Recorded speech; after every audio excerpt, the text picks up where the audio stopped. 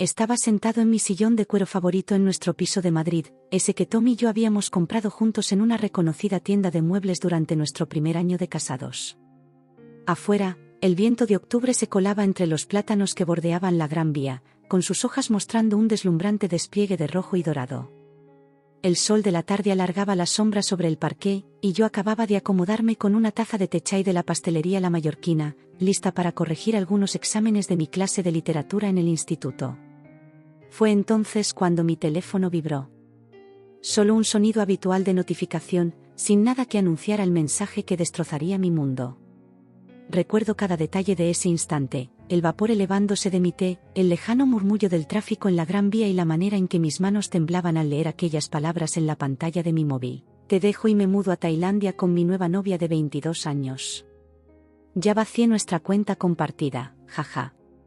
10 años de matrimonio reducidos a un mensaje de texto con un jaja al final. Tom y yo nos conocimos en la Universidad Complutense, ambos de posgrado él en administración, yo en educación. Habíamos construido una vida aquí, hecho amigos, soñado con tener hijos. Y ahora él lo tiraba todo por la borda con la crueldad casual de quien cancela planes para cenar. Me quedé allí, inmóvil, mientras mi mente recorría 1000 recuerdos. Nuestra primera cita en el cine de Malasaña, donde me cautivó con historias sobre su infancia en el País Vasco. La emoción nerviosa cuando nos mudamos juntos, apretujando muebles en un pequeño piso de lavapiés. Nuestra boda en la Biblioteca Nacional, rodeados de libros y seres queridos. Cada recuerdo se tornaba ahora manchado, como ver fotografías antiguas y de repente notar algo siniestro en el fondo.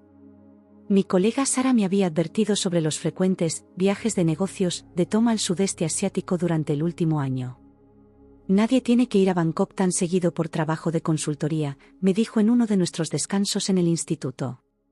Yo lo defendí, convencida de que su creciente distancia se debía al estrés laboral o, tal vez, a una crisis de mediana edad.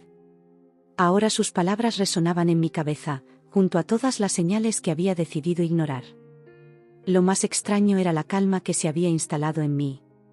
Quizás fuera el shock, o algo más profundo, una parte que se había estado preparando para este momento sin que yo lo supiera. Empecé a pensar en cuestiones prácticas, como el hecho de haber mantenido mi propia cuenta bancaria, el consejo de mi madre, siempre ten tu propio dinero, cariño. Pensé en el puesto de profesor titular que me habían ofrecido recientemente en el instituto, el mismo que Tom me había desalentado porque nos ataría. De repente, nuestro piso se sintió distinto, como un decorado visto desde el ángulo equivocado. Las fotos cuidadosamente dispuestas en las paredes, los muebles a juego que habíamos elegido juntos en IKEA, incluso aquella estúpida cafetera de lujo que Tom se había empeñado en comprar, todo parecía un adorno en la vida de otra persona. Me levanté y me acerqué a la ventana, observando a la gente apresurarse por la Gran Vía, abrigada contra el fresco otoñal, viviendo su vida normal mientras la mía se desmoronaba. Volví a tomar mi teléfono y releí el mensaje. El jaja final seguía atrayendo mi mirada, como una serpiente a la que no podía dejar de mirar. 22 años. Ella habría estado en la secundaria cuando Tom y yo nos casamos. Traté de imaginarlos juntos, Tom con las sienes encanecidas y trajes de diseño, probablemente sentado en alguna azotea de moda en Bangkok, sintiendo que había recuperado su juventud. La parte del dinero debería haberme desesperado más. Nuestra cuenta compartida guardaba la mayor parte de nuestros ahorros, casi $100.000. Pero, de alguna manera, eso parecía menos importante que la forma casual en que lo había anunciado, como si me dijera que había pedido comida para llevar. Pensé en todas las veces que insistió en manejar nuestras finanzas, en cómo se irritaba cuando preguntaba por nuestras inversiones o ahorros. Otra señal de alerta que preferí ignorar, ondeando justo frente a mis ojos. Mi té se había enfriado, pero lo bebí de todas formas. Afuera, el cielo se tornaba del azul profundo del anochecer, y las luces se encendían en los edificios de ladrillo a la vuelta de la esquina. Pensé en llamar a alguien, a mi hermana en Barcelona, a mi mejor amiga Raquel, a mis padres en Zaragoza, pero no estaba lista para hacerlo real al pronunciarlo en voz alta. En su lugar, me quedé allí, en la creciente penumbra, sintiendo algo cambiar en mi interior. No era solo enojo o desamor lo que sentía. Había algo más, casi como un alivio. Como despertar de un sueño que había empezado agradable pero que se había tornado asfixiante. Me di cuenta de que había estado conteniendo la respiración durante meses, quizá años, esperando que cayera el siguiente balde de agua. Ahora que lo había hecho, en lugar de sentirme aplastada, me sentía extrañamente ligera.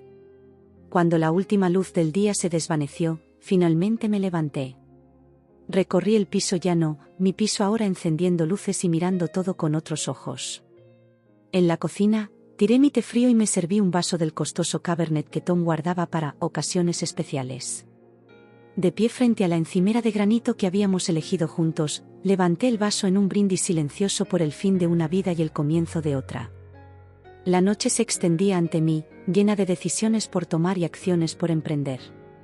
Pero por ahora, simplemente me quedé allí, bebiendo mi vino, observando las luces de la ciudad titilar a través de la ventana y sintiendo los primeros esbozos de algo que sorprendentemente se parecía a la libertad.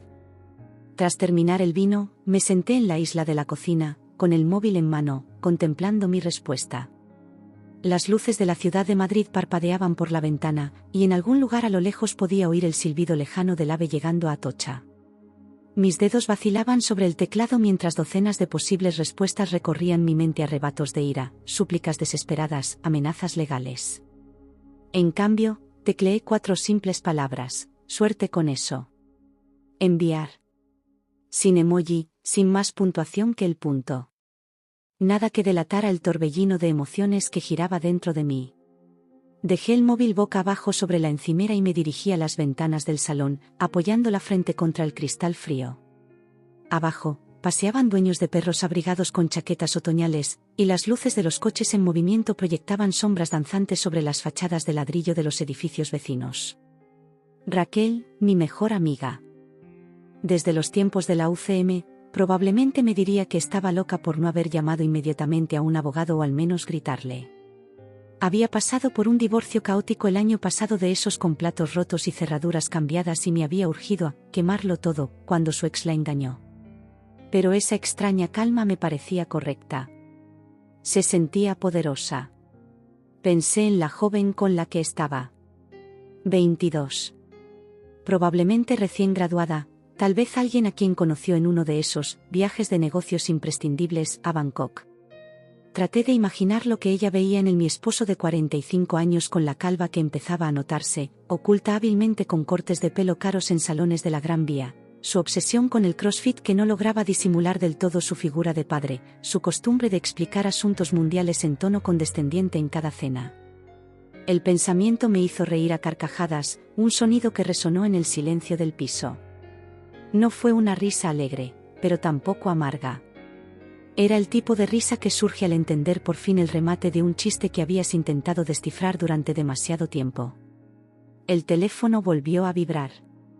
Lo ignoré y me dirigí al pasillo hacia lo que Tom llamaba grandiosamente su oficina en casa, en realidad, el segundo dormitorio, pequeño, lleno de su silla ergonómica de alta gama y su escritorio de pie. La habitación aún olía levemente a su colonia, la misma que le regalé la pasada Navidad en una boutique de Malasaña. Empecé a abrir cajones, sin saber muy bien qué buscaba, hasta que lo encontré, una carpeta manila etiquetada «Documentos personales». Dentro había extractos bancarios, informes de inversión y papeles de propiedades que jamás había visto. Al hojearlos, una fría claridad se instaló en mí. Esto no era una decisión repentina de su parte. Las transferencias a cuentas en el extranjero, la liquidación gradual de inversiones, había estado planeando esto desde hacía meses, quizá más.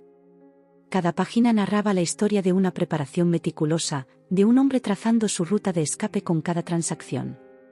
Debía haber estado furiosa.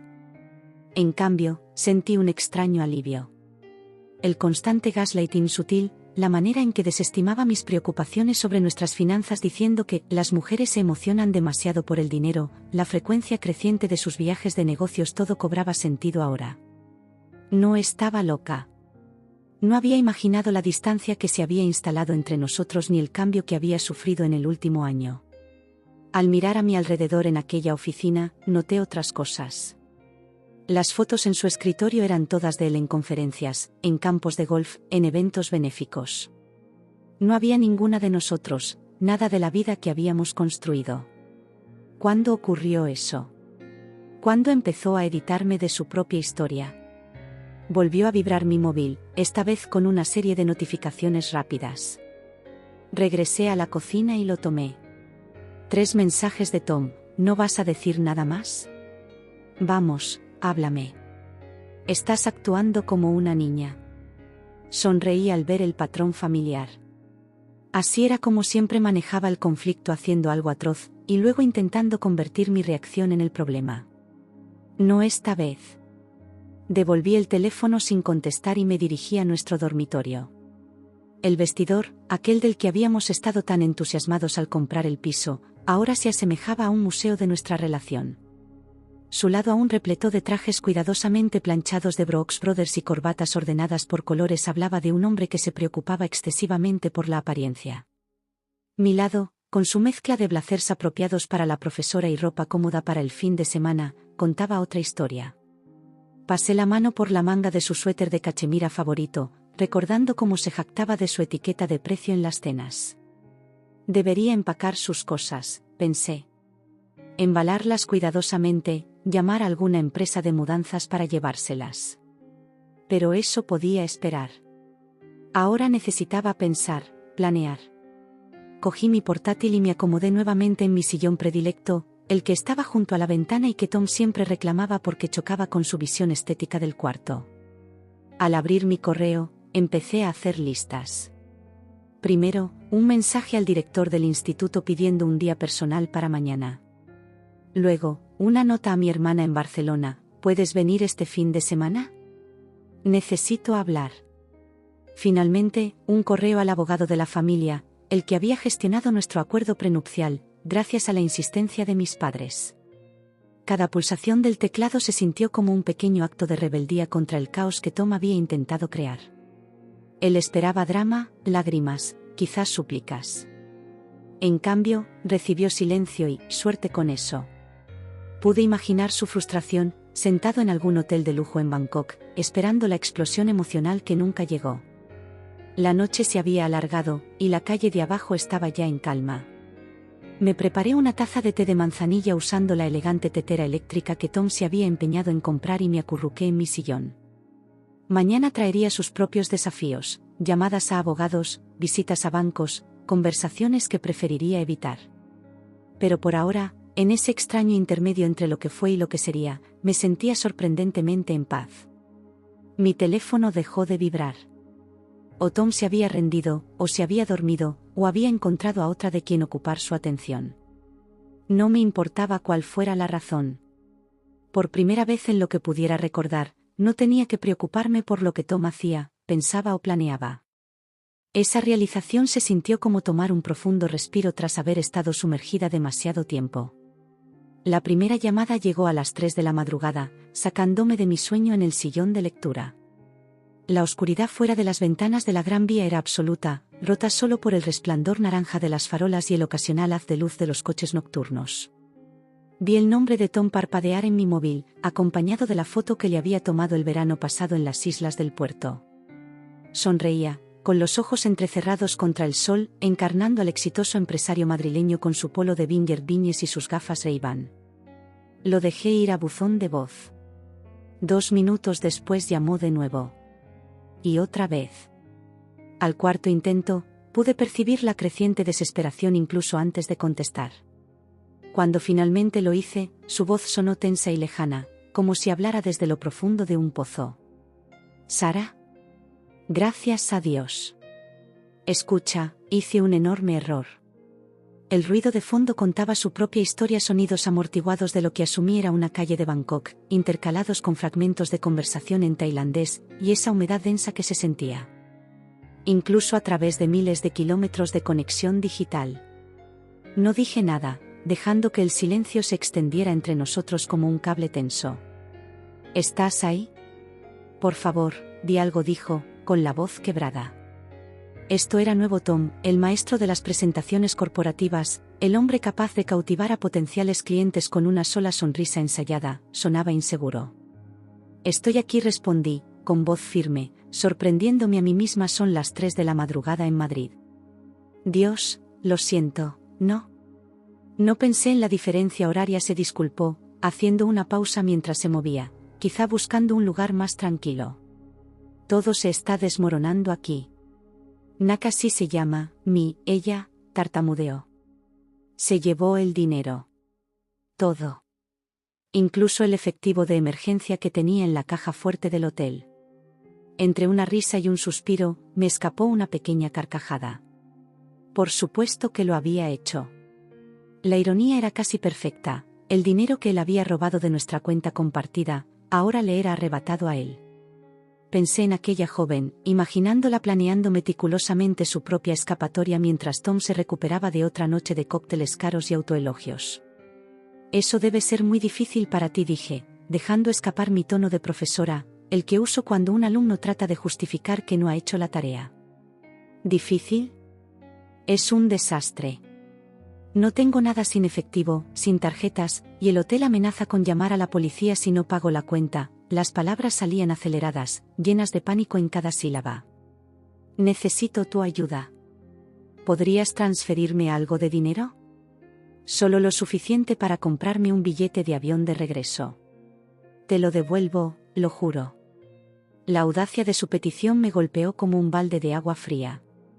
Caminé hacia la cocina, el móvil pegado al oído, y me serví un vaso de agua del filtro Brite que él insistía era indispensable porque el agua del grifo madrileño no era buena. Por la ventana, se asomaban los primeros indicios del alba tiñendo el horizonte. Déjame entender, hablé despacio, ¿quieres que te envíe dinero después de haber vaciado nuestra cuenta compartida y huido a Tailandia con alguien a la mitad de tu edad?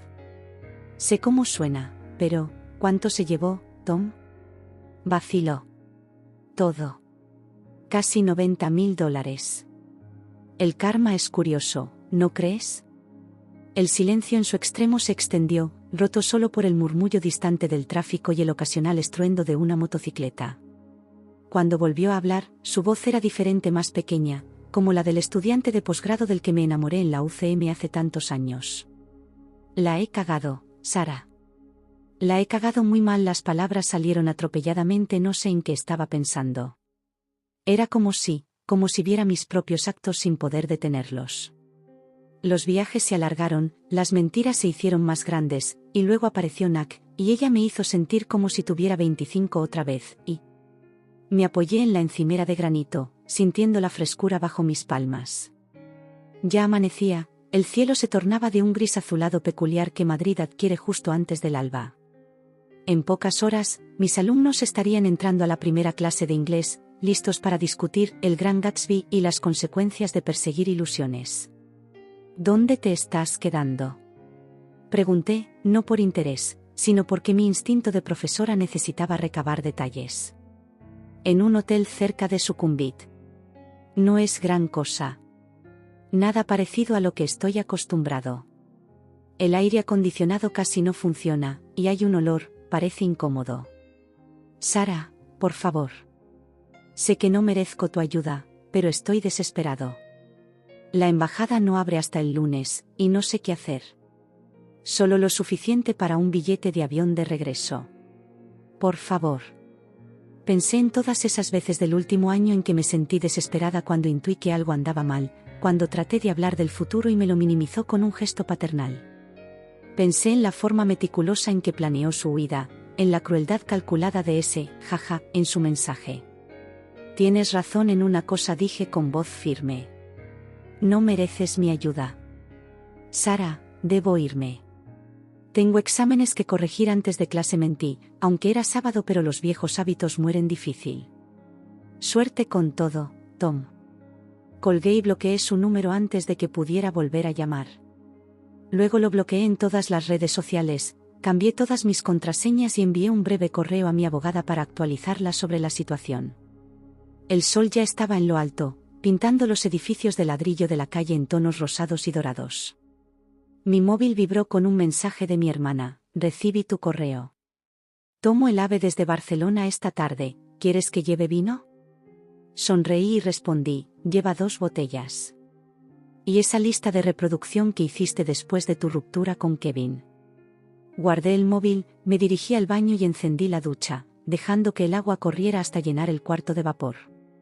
Mientras me sumergía en el chorro, pensé en Tom en su barato hotel de Bangkok, probablemente aún mirando su teléfono sin creerlo. El hombre que siempre había sido tan seguro de sí mismo, tan convencido de su ingenio, ahora aprendiendo de la peor manera que las acciones tienen consecuencias. El agua estaba lo bastante caliente como para sonrojarme, justo como a mí me gustaba otra de las quejas de Tom. De pie, dejando que el agua me envolviera, sentí como caían los últimos vestigios del shock y la anestesia. En su lugar surgió algo nuevo, una claridad que hacía años no sentía. La mujer a la que él había dejado atrás ya no sería la que tendría que enfrentar de ahora en adelante. Ese pensamiento me sacó una leve sonrisa mientras cogía el champú, tarareando discretamente una canción de ruptura de Taylor Swift. Mi hermana Kate llegó en el AVE de las 4 desde la estación de Atocha, irrumpiendo por la puerta con 2 botellas de vino tinto caro de aquella pequeña tienda de malasaña que adora, y con una mirada decidida.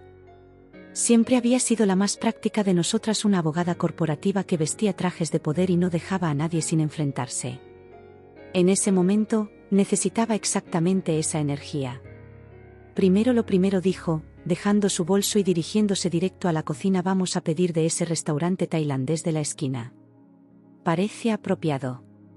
Sacó su móvil y empezó a navegar por la app de delivery. Y luego me vas a contar todo mientras bebemos este cabernet ridículamente caro. Las siguientes horas transcurrieron en un torbellino de pad thai, vino y conversación. Kate escuchó, interviniendo de vez en cuando con términos legales o amenazas en voz baja sobre lo que le gustaría hacerle a Tom. Cuando llegué al punto de su desesperada llamada desde Bangkok, se echó a reír a carcajadas. Espera, entonces esta jovencita se le robó todo. Completó nuestras copas. Quiero decir, es horrible y todo, pero también, ¿es casi perfecto? No pude evitar sonreír. Sí, en cierto modo lo es. El fin de semana adoptó un ritmo extraño después de eso. Durante el día, todo era negocio. Kate me ayudaba a documentar cada detalle, a hacer llamadas a instituciones financieras y a empezar el proceso de desenredar mi vida de la de Tom. Pero por la noche, nos sentábamos junto a la ventana con vista a la Gran Vía, bebiendo vino y recordando todas las señales de alerta que habíamos ignorado a lo largo de los años. ¿Recuerdas aquella Navidad en Vermont?, dijo Kate, acomodada en lo que antes era el sillón favorito de Tom. Cuando pasó todo el tiempo en el móvil, supuestamente lidiando con alguna crisis en el trabajo. Asentí, rememorando aquel fin de semana nevado en la casa de vacaciones de nuestros padres. Probablemente ya estaba enviándole mensajes. Dios, estaba tan ciega. No, no estabas ciega, corrigió Kate con tono de abogada. Eras confiada. Hay una diferencia. Él fue quien traicionó esa confianza. Llegó la mañana del lunes demasiado rápido. Kate volvió a Barcelona en el AVE matutino, dejándome con una carpeta llena de documentos legales y una lista de pasos a seguir escrita con su letra precisa. El piso se sintió más vacío sin su energía, pero de alguna manera me sentía más fuerte. Esa fortaleza se puso a prueba casi de inmediato. Tom había empezado a enviarme correos electrónicos desde distintas cuentas, cada mensaje más desesperado que el anterior. Había conseguido pedir prestado dinero para un vuelo de regreso a Madrid. Los correos alternaban entre disculpas, acusaciones y súplicas de ayuda. Sé que la he cagado, decía uno, pero ahora eres cruel. No tengo a dónde ir cuando aterrice. Todas mis cosas están allí. Sigues siendo mi hogar también. Reenvié cada correo a mi abogada sin contestar. El contrato de arrendamiento estaba a mi nombre únicamente, otra cosa que había molestado a Tom cuando nos mudamos. No tiene sentido financiero, argumentaba él. Ahora, tenía todo el sentido del mundo. La semana pasó lentamente. Me sumergí en la enseñanza, agradecida por la distracción de debatir literatura con adolescentes que tenían sus propios dramas. Mi clase de segundo estaba comenzando, El Gran Gatsby, y me encontré mirando el texto con otros ojos. Todos esos personajes persiguiendo ilusiones, intentando retener la juventud y la emoción, solo para terminar vacíos. Durante los recreos, me sentaba con Sara en el salón de profesores. Ella había tenido razón sobre Tom desde el principio, pero amablemente se abstenía de decir, te lo dije. En cambio, compartía su propia historia de divorcio de hace 5 años, de cómo sintió que su vida terminaba para descubrir que en realidad estaba comenzando. ¿Sabes qué fue lo peor? dijo mientras picoteaba su ensalada durante meses. Seguí teniendo esos momentos en los que veía algo divertido o interesante y lo primero que se me ocurría era contárselo a él. Es como si tu cerebro tuviera que reconfigurarse para entender que ya no es tu persona. Sabía exactamente a qué se refería. Esa misma mañana, había pasado por la pequeña pastelería francesa en la Gran Vía donde Tom y yo solíamos comprar croissants los domingos, y mi primer instinto había sido coger su pain au chocolate favorito. La memoria muscular de una vida compartida no se desvanece tan rápido como la propia vida. El jueves por la noche, mi teléfono se iluminó con un mensaje de un número desconocido. Aterrizo mañana por la mañana en Barajas. Por favor. Necesito volver a casa. Estaré el mensaje largo rato, sentada en mi tranquilo piso. La luz del atardecer se iba apagando, alargando la sombra sobre el parqué. A lo lejos, oía el familiar retumbar del ave, llevando a la gente de vuelta a casa. Hogar. Una palabra tan simple, pero que ahora tenía otro significado. Respiré hondo y tecleé mi respuesta. Esta ya no es tu casa. Dejé una caja con tus cosas esenciales con el portero. El resto se guardará en trastero. Mi abogada te contactará con los detalles. Su respuesta llegó rápido. No puedes hacerme esto. Pero yo podía, y lo hice. A la mañana siguiente, me levanté temprano y salí a caminar por el río Manzanares. El aire de octubre era fresco, y grupos de remeros practicaban sus remos trazando líneas perfectas en el agua. Pensé en Tom, probablemente acababa de aterrizar en Barajas, esperando volver a entrar en nuestra vida como si nada hubiera pasado. En cambio, encontraría que su mundo había cambiado por completo. Su llave no serviría en la cerradura. Su ropa ya no estaría en el armario. Su taza de café favorita no lo esperaría en el gabinete de la cocina. Todos esos pequeños comforts que daba por sentado, se habían ido. Durante mi paseo, mi teléfono vibró varias veces, pero no lo miré. En cambio, me detuve en mi cafetería preferida, pedí un lata de especias de calabaza, algo que Tom solía burlarse llamándolo básico, y observé a los madrileños apresurarse. Cada persona cargaba su propia historia, sus propios dramas y victorias. Hoy, yo había decidido concentrarme en mi historia, no en la suya. Ya en el piso, me preparé para ir a trabajar, prestando especial atención a mi aspecto. Me puse mi blazer favorito, ese que Tom decía que era demasiado llamativo para una profesora, y el labial rojo que rara vez usaba porque él creía que era demasiado ostentoso. Frente al espejo, apenas me reconocía. No es que luciera diferente, sino porque me veía exactamente como yo que había ido perdiendo lentamente durante nuestro matrimonio sin darme cuenta. El portero llamó para avisarme que Tom había pasado y recogido su caja. Al parecer, estuvo casi una hora en el vestíbulo, como esperando a que cambiara de opinión y bajara. Finalmente, se marchó con la caja bajo el brazo, caminando hacia el Retiro, donde solíamos pasar las tardes de domingo. Debía haber sentido algo culpa, quizá, o tristeza. En cambio, me sentí ligera, casi flotando. Afuera, Madrid despertaba por completo, el sol de la mañana brillaba en la Torre Cepsa, estudiantes se dirigían a sus campus con tazas de café en mano, y turistas ya se agrupaban para recorrer los lugares emblemáticos. La vida seguía, y yo seguía con ella. El lunes siguiente me senté en una elegante oficina en el centro, en el 23º piso de un edificio con vistas al puerto de Madrid, observando a mi abogada, Patricia Chen, revisar la documentación que Kate había ayudado a preparar durante el fin de semana. La niebla matutina se disipaba sobre el río, y desde lo alto se veían barcos saliendo para excursiones de avistamiento, con cubiertas ya llenas de turistas en chaquetas brillantes. Bueno, dijo Patricia, levantando la vista de la pila de papeles, él nos lo facilitó todo. Tocó el papel impreso del mensaje original de Tom. ¿Admitir haber vaciado la cuenta compartida por mensaje de texto? ¿Añadir ese, jaja, al final? Es como si quisiera darnos munición. Me moví en mi sillón de cuero, sintiendo mi modesto salario de profesora diminuto en esa sala de cristal y metal. Kate, mi hermana, le dije, dijo lo mismo. Que básicamente nos entregó todo lo que necesitábamos. Patricia asintió, suavizando sus rasgos afilados. Tu hermana tiene razón. Y tener ese acuerdo prenupcial fue sensato. Ahora, debo advertirte, él ha contratado a Bernard Matthews como su abogado. ¿Debería conocer ese nombre? Es conocido por ser agresivo en casos de divorcio. Le gusta hacer mucho ruido, lanzar amenazas. Sonrió, recordándome de repente a un halcón acechando a su presa. Pero el ruido no es más que ruido.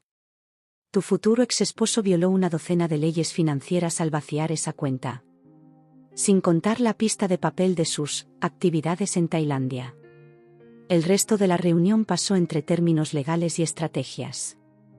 Al salir, con una carpeta de documentos que requerían mi firma, la niebla había desaparecido, dejando tras de sí uno de esos días de otoño perfectos que hacen olvidar que el invierno se acerca.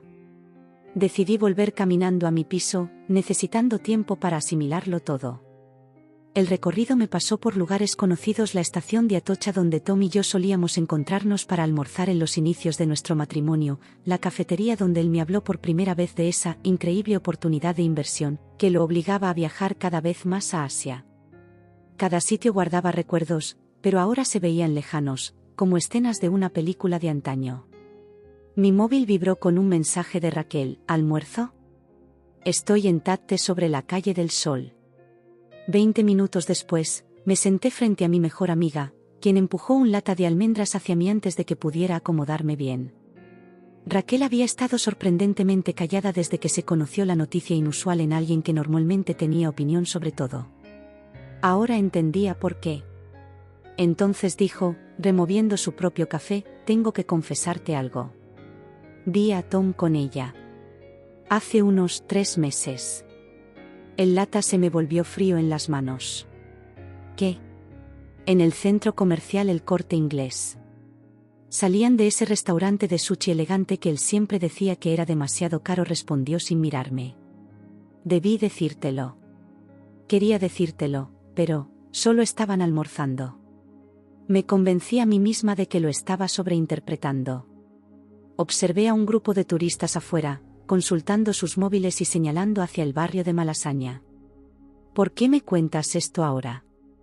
Porque me siento terriblemente culpable. Y porque necesitas saber que cuentas con gente a tu lado que te dirá la verdad, incluso cuando sea difícil, dijo, extendiendo la mano y apretándome la mía. Lo siento muchísimo. Sorprendentemente, no sentí ira. Al contrario, la confesión de Raquel me ancló más. Gracias por decírmelo. De verdad. La conversación se tornó en logística. Raquel ofreció el camión de su hermano si necesitaba trasladar algo a Trastero, recomendó a un asesor financiero que la ayudó tras su divorcio y se comprometió a estar disponible para alguna noche de emergencia con vino. Al volver a casa, encontré un correo del director del instituto, el Dr. Martínez, solicitando una reunión. El estómago se me encogió. Había estado tan absorta en mi crisis personal que no había pensado en cómo afectaría mi trabajo. Tom había formado parte del patronato del instituto, había donado al fondo anual. ¿Afectaría este lío mi puesto? La reunión, para mi sorpresa, fue todo lo contrario a lo que temía.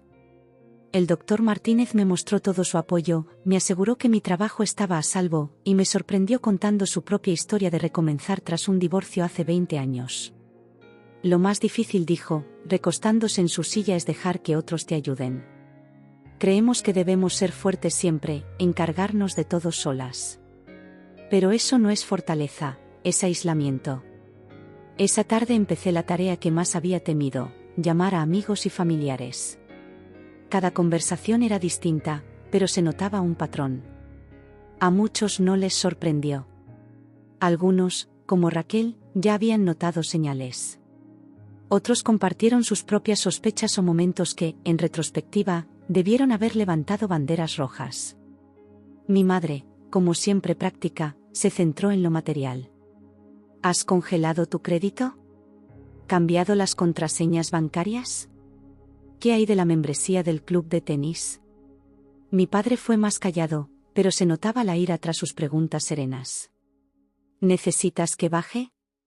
Puedo estar en Madrid en 2 horas. No, papá, le aseguré, aunque una parte de mí quiso decir que sí, anhelando ser de nuevo esa niña protegida y segura. Yo puedo con esto. Las llamadas a los padres de Tom fueron las más difíciles.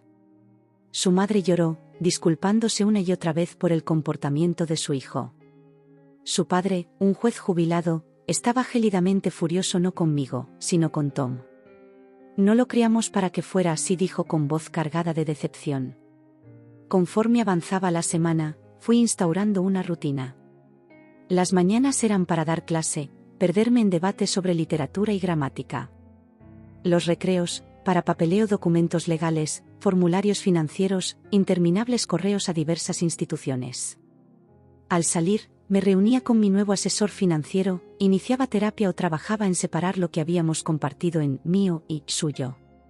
El trastero local ya guardaba la mitad de nuestros muebles, la mayoría de la ropa de Tom y cajas de fotos que aún no me atrevía a ver. Cada objeto que empaquetaba era como cortar un hilo que nos unía.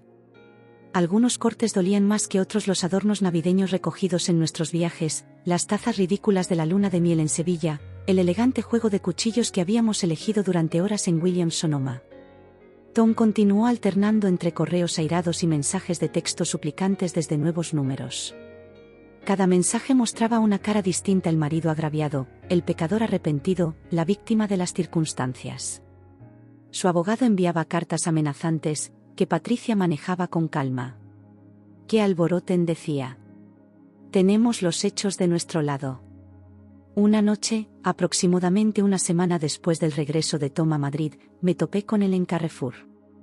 Estaba estudiando la selección de vinos, decidiendo si merecía derrochar en una botella fina, cuando escuché su voz al final del pasillo. Se veía más delgado, su ropa algo despeinada, tan alejado de su pulcra imagen habitual. Por un instante, nuestros ojos se cruzaron frente a una exhibición de vinos californianos. Empezó a caminar hacia mí, pero me giré y me alejé, dejando atrás mi cesta a medio llenar. Afuera, el aire nocturno estaba cortante con la inminente llegada del invierno, y las calles se llenaban de jóvenes profesionales regresando a casa. Me uní a ellos, solo una persona más en la multitud, avanzando paso a paso. Cuando el invierno se asentó sobre Madrid, empecé a crear nuevas rutinas para reemplazar las antiguas. En lugar de las tranquilas mañanas de sábado con el café filtrado que Tom preparaba meticulosamente, me uní a un grupo de corredores que se reunía a orillas del Manzanares. El aire frío quemaba mis pulmones mientras trotábamos cerca de la Universidad Politécnica, pero había algo purificador en ello, como si cada bocanada borrara los restos de mi antigua vida. Mi terapeuta, el Dr. Wilson, me había sugerido encontrar actividades que fueran completamente mías, cosas sin conexión alguna con mi vida junto a Tom. Así que me inscribí en un taller de escritura creativa en la Casa de las Artes, algo que siempre había querido hacer pero pospuse porque Tom lo consideraba una pérdida de tiempo. «Ya eres profesora de inglés», decía él, «¿para qué necesitas clases de escritura?». El taller se reunía cada miércoles por la noche en un acogedor local encima de una librería en el barrio de Sol. Mi primer relato fue, predeciblemente, sobre la traición. Pero con el paso de las semanas, empecé a escribir sobre otras cosas: mi infancia en Zaragoza, mis sueños de viajar a lugares que Tom nunca había visitado, la forma en que el atardecer se veía sobre el Retiro en invierno. «Tu voz se fortalece», me dijo una vez mi instructor, al devolverme una historia. «No solo escribes sobre lo que te pasó, sino sobre quién eres».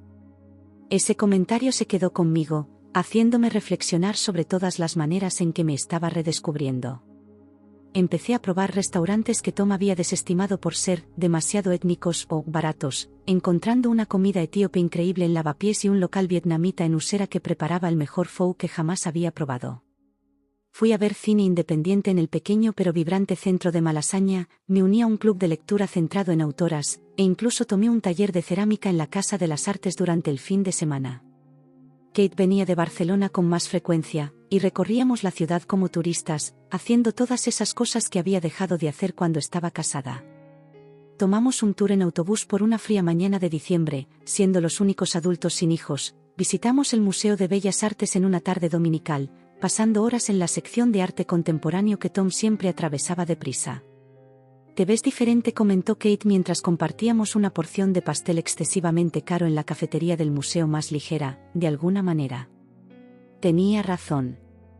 La pesadez que había cargado tanto tiempo, el peso de intentar ser la esposa perfecta, de ignorar mis instintos, de hacerme pequeña para encajar en el mundo de Tom, se iba disipando.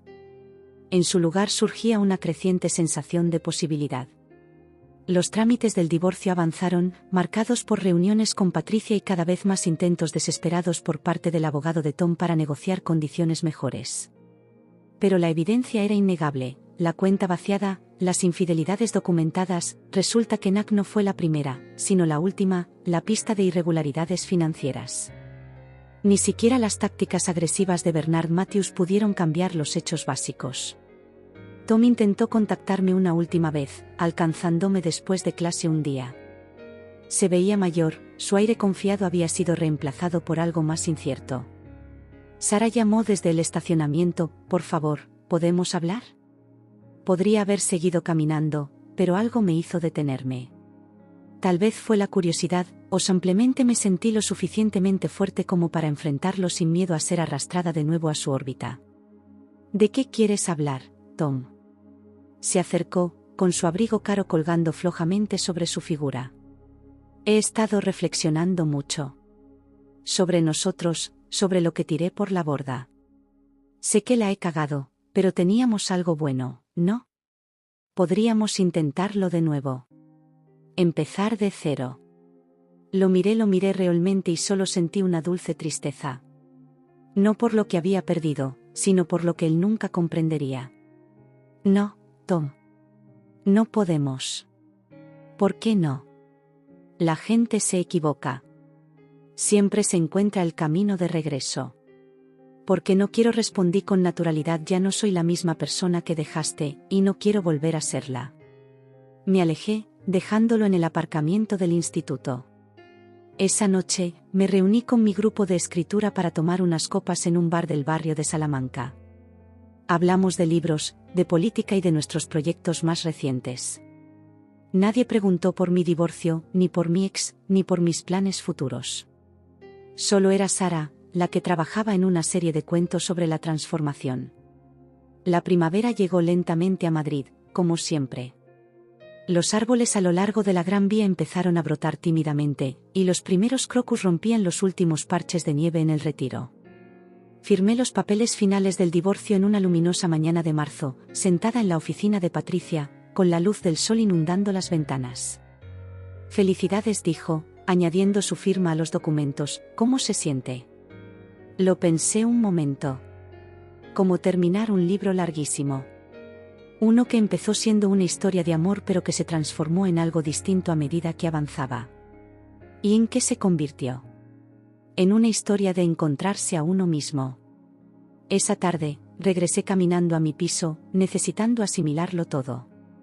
El recorrido pasaba por lugares familiares, la estación de Atocha donde Tom y yo solíamos encontrarnos para almorzar en los inicios de nuestro matrimonio, la cafetería donde él me habló por primera vez de esa increíble oportunidad de inversión que lo llevaba a Asia. Cada sitio guardaba recuerdos, pero se sentían distantes, como escenas de una película de antaño. Mi móvil vibró con un mensaje de Raquel. «¿Almuerzo?». «Estoy en Tate sobre la calle del Sol». 20 minutos después, me senté frente a mi mejor amiga, quien empujó un lata hacia mí antes de que pudiera acomodarme bien. Raquel había estado inusualmente callada desde que se conoció la noticia, algo insólito en ella, siempre tan expresiva. Ahora entendía por qué. «Mira, tengo que confesarte algo. Vi a Tom con ella. Hace unos 3 meses», dijo en voz baja.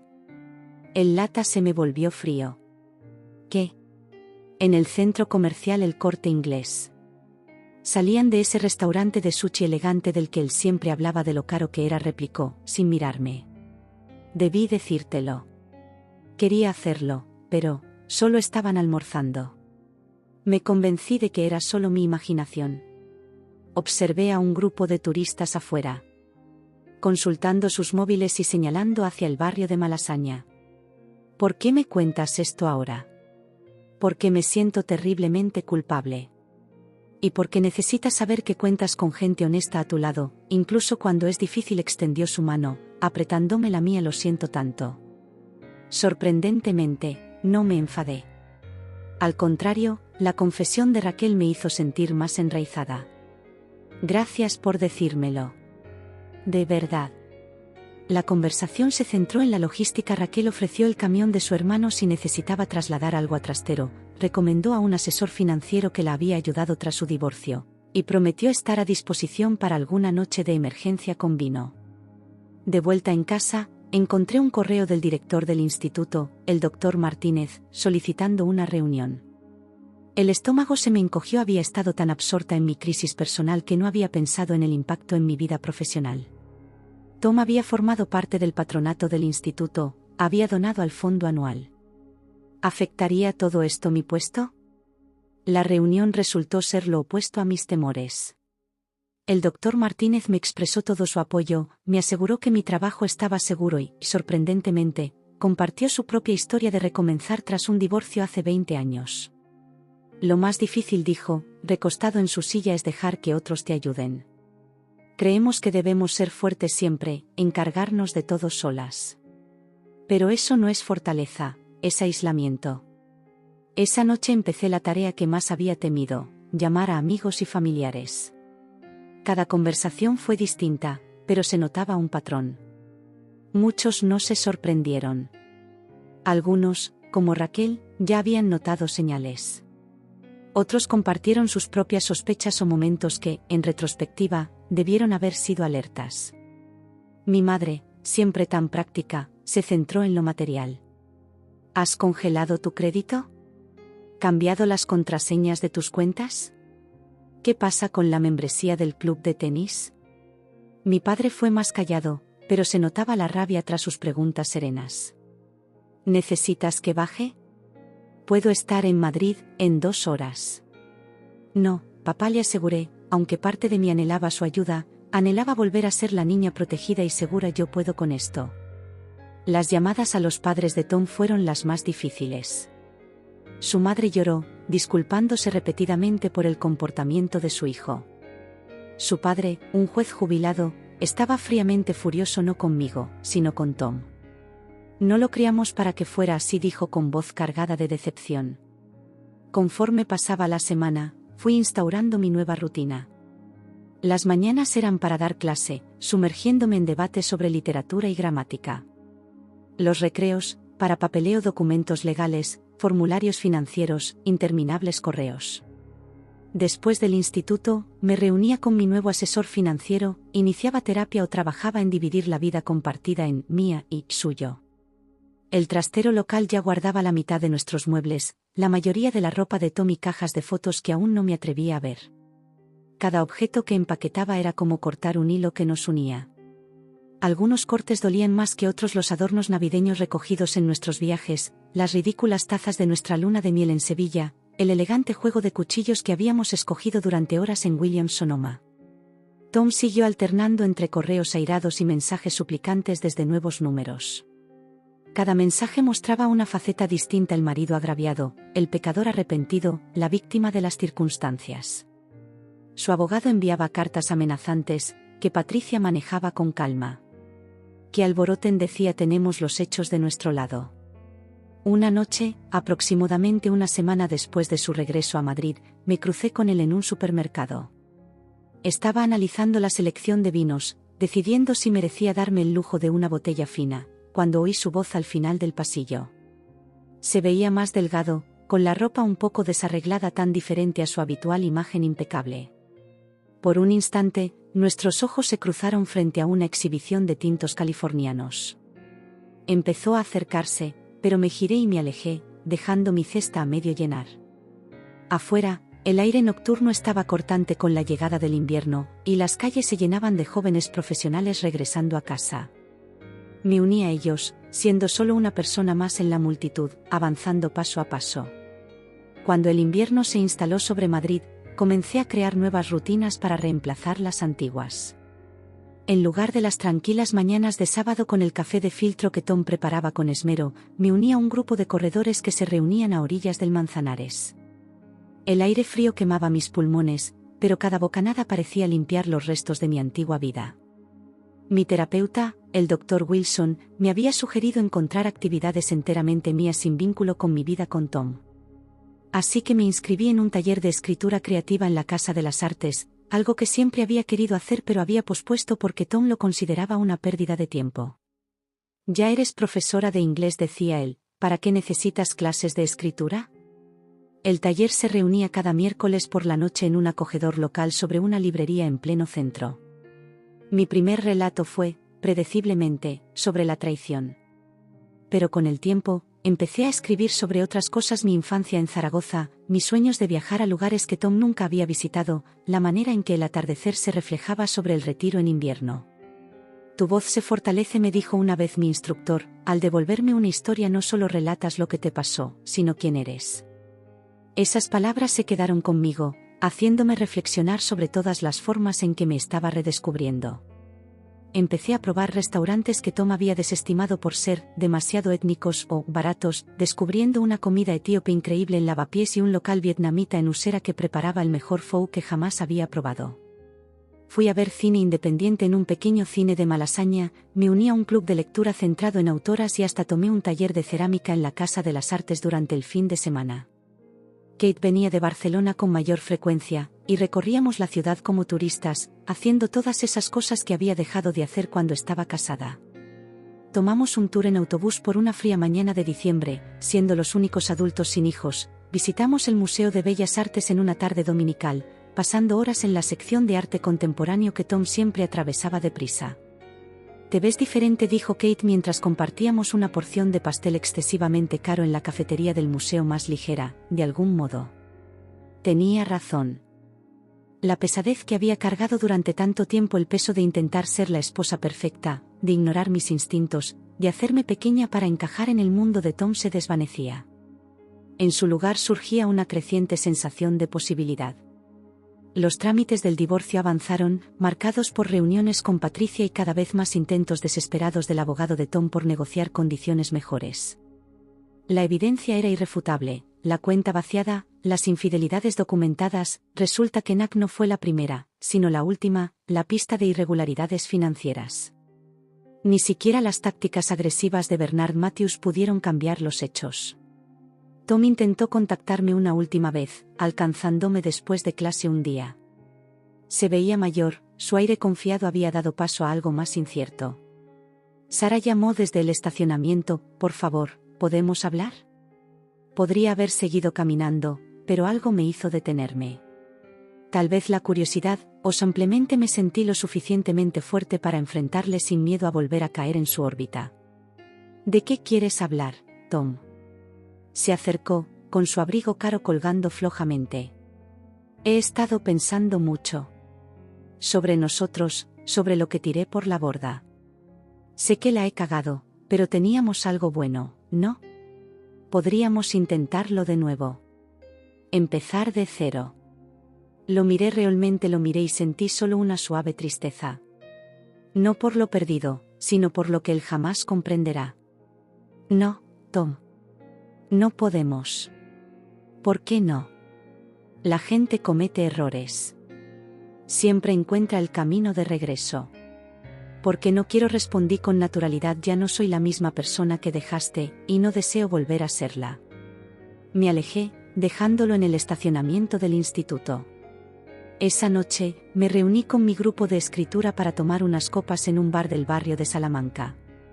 Hablamos de libros, de política y de nuestros proyectos más recientes. Nadie preguntó por mi divorcio, ni por mi ex, ni por mis planes futuros.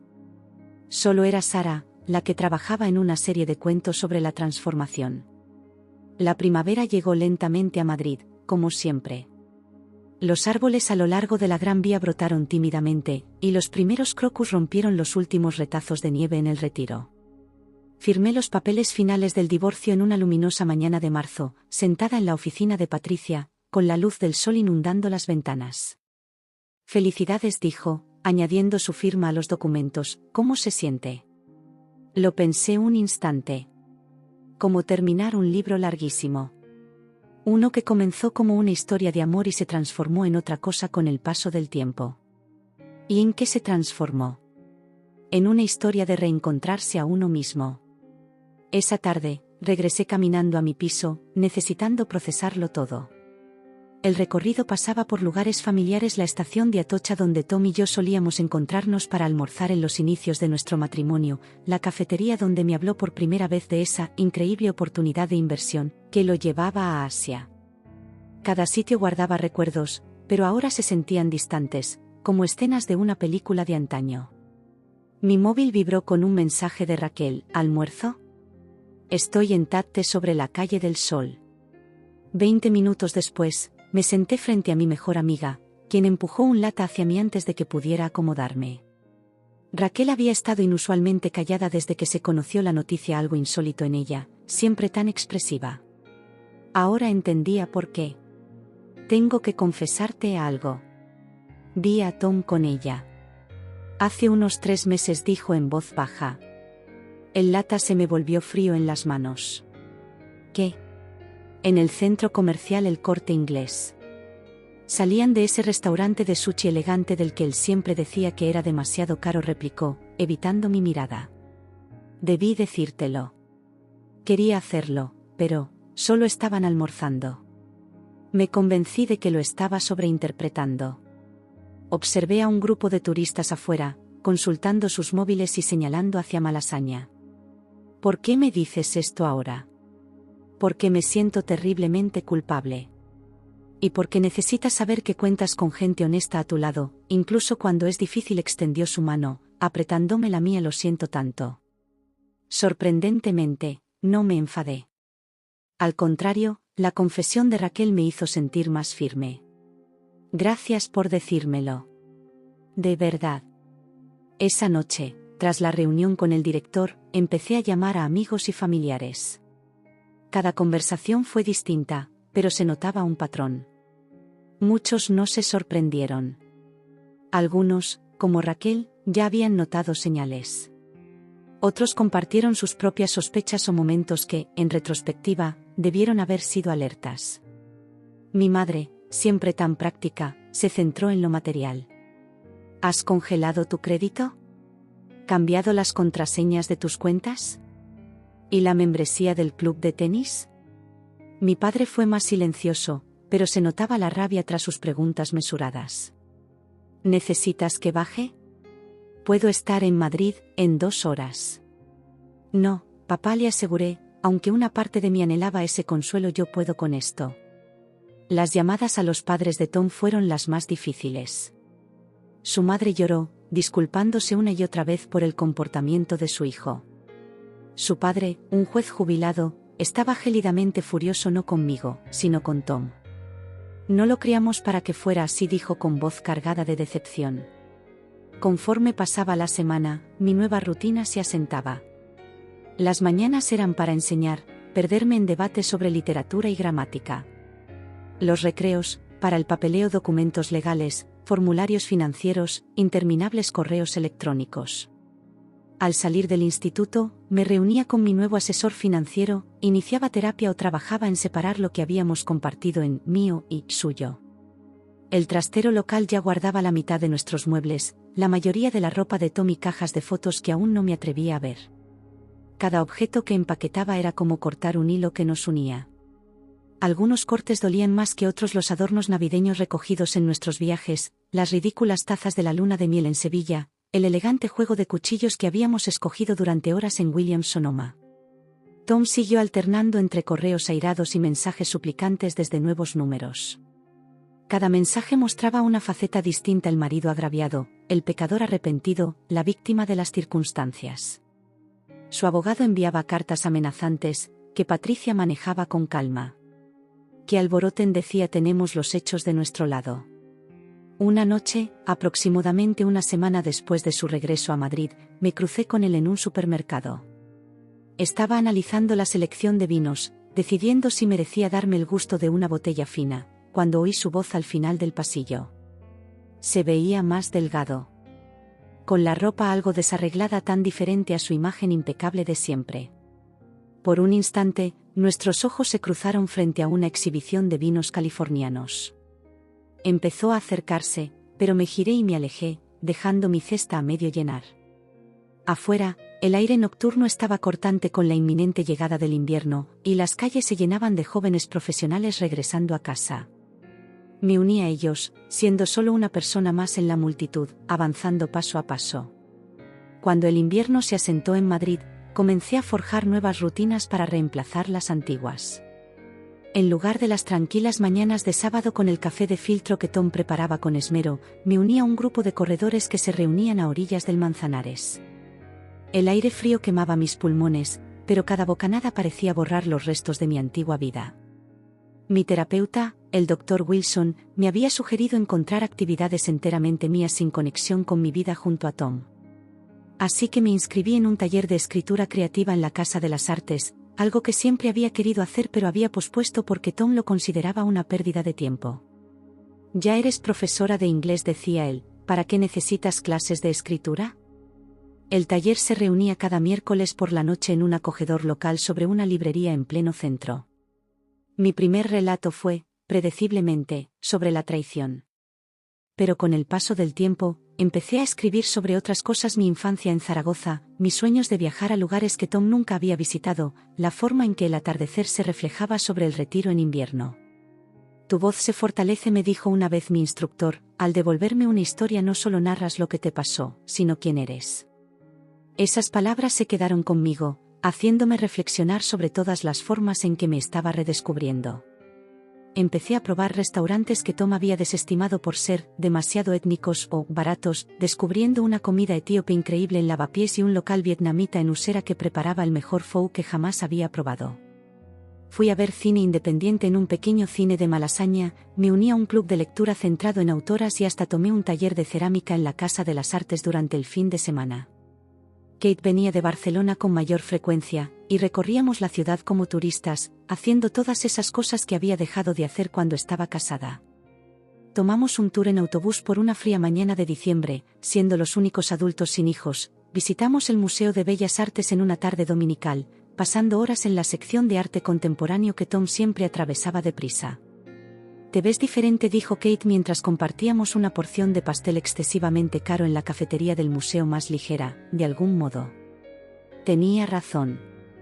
La pesadez que había cargado durante tanto tiempo, el peso de intentar ser la esposa perfecta, de ignorar mis instintos, de hacerme pequeña para encajar en el mundo de Tom, se desvanecía. En su lugar surgía una creciente sensación de posibilidad.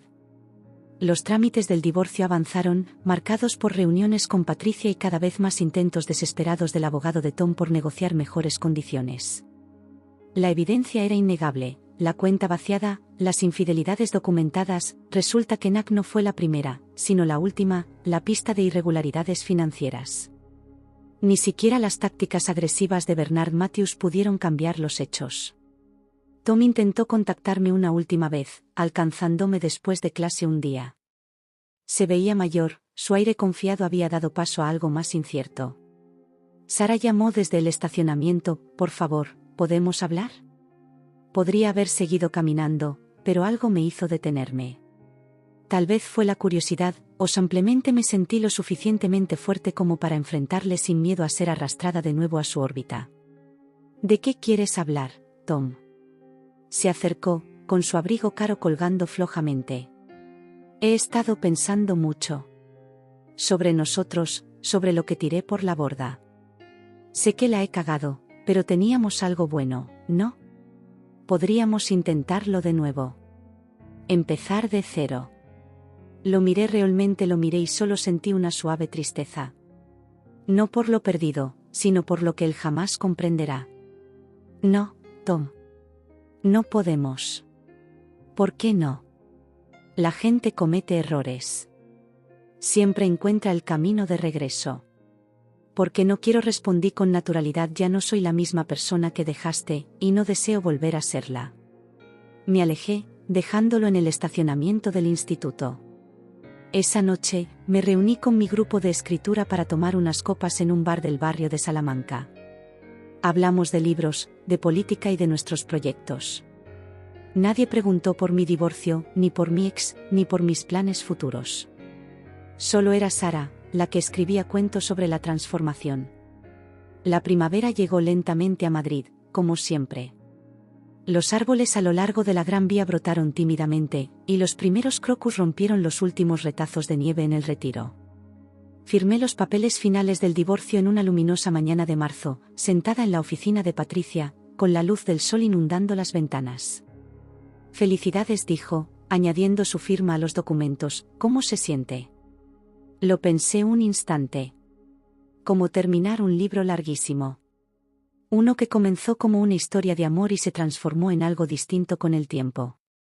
¿Y en qué se transformó? En una historia de reencontrarse a uno mismo. Esa tarde, regresé caminando a mi piso, necesitando asimilarlo todo. El recorrido pasaba por lugares familiares, la estación de Atocha donde Tom y yo solíamos encontrarnos para almorzar en los inicios de nuestro matrimonio, la cafetería donde él me habló por primera vez de esa increíble oportunidad de inversión que lo llevaba a Asia. Cada sitio guardaba recuerdos, pero ahora se sentían distantes, como escenas de una película de antaño. Mi móvil vibró con un mensaje de Raquel: ¿almuerzo? Estoy en Tate sobre la calle del Sol. 20 minutos después, me senté frente a mi mejor amiga, quien empujó un lata hacia mí antes de que pudiera acomodarme. Raquel había estado inusualmente callada desde que se conoció la noticia, algo insólito en ella, siempre tan expresiva. Ahora entendía por qué. Tengo que confesarte algo. Vi a Tom con ella. Hace unos 3 meses, dijo en voz baja. El lata se me volvió frío en las manos. ¿Qué? En el centro comercial El Corte Inglés.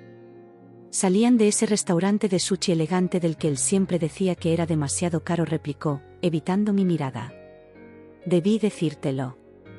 Quería hacerlo, pero solo estaban almorzando. Me convencí de que lo estaba sobreinterpretando. Observé a un grupo de turistas afuera, consultando sus móviles y señalando hacia Malasaña. ¿Por qué me dices esto ahora? Porque me siento terriblemente culpable. Y porque necesitas saber que cuentas con gente honesta a tu lado, incluso cuando es difícil. Extendió su mano, apretándome la mía. Lo siento tanto. Sorprendentemente, no me enfadé. Al contrario, la confesión de Raquel me hizo sentir más firme. Gracias por decírmelo. De verdad. Esa noche, tras la reunión con el director, empecé a llamar a amigos y familiares. Cada conversación fue distinta, pero se notaba un patrón. Muchos no se sorprendieron. Algunos, como Raquel, ya habían notado señales. Otros compartieron sus propias sospechas o momentos que, en retrospectiva, debieron haber sido alertas. Mi madre, siempre tan práctica, se centró en lo material. ¿Has congelado tu crédito? ¿Cambiado las contraseñas de tus cuentas? ¿Y la membresía del club de tenis? Mi padre fue más silencioso, pero se notaba la rabia tras sus preguntas mesuradas. ¿Necesitas que baje? Puedo estar en Madrid en 2 horas. No, papá, le aseguré, aunque una parte de mí anhelaba ese consuelo. Yo puedo con esto. Las llamadas a los padres de Tom fueron las más difíciles.